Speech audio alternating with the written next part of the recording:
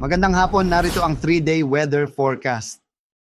At sa magiging lagay ng panahon sa susunod na 3 araw dito sa Luzon, asahan nga natin na magpapatuloy yung mga pag-ulan dito sa may bahagi ng Bicol Region including Legazpi City sa susunod na 3 araw. Samantalang yung mga paulan na yan, maaari pang umabot sa may bahagi ng Mimaropa at yung trough naman ng papalapit na bagyo. Dito sa may parte ng Northern Luzon, maaaring makaabot yan at magpapaulan sa may parte ng Ilocos Norte, maging dito sa may Batanes at Cagayan, Isabela ng Sabado at pagsapit ng Linggo, yung trough po niyan ay maaari na magpaulan sa buong bahagi ng Ilocos Region.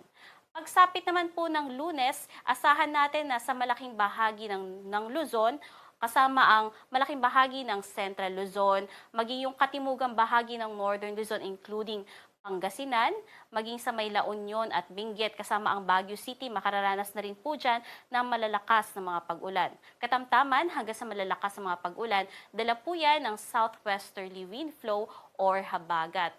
Kaya iba yung pag-iingat po sa ating mga kababayan dahil sa pagpasok po ng next week, asahan po natin yung mas matataas pa na tsansa ng mga pag-ulan dito sa Luzon.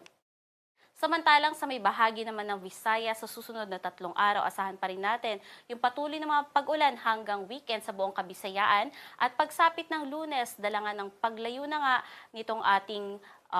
bahagi ng LPO ng bagyo dito sa may silangang bahagi ng Visayas ay maaaring magkaroon na nga ng improving condition, especially dito sa may Central and Eastern Visayas, though dito pa sa may parts ng Western Visayas kasama ang Iloilo City at Negros Island Region, asahan pa rin natin yung mga patuloy na mga pag-ulan sa susunod na 3 araw. Samantalang dito naman sa may bahaging Mindanao, similar weather condition,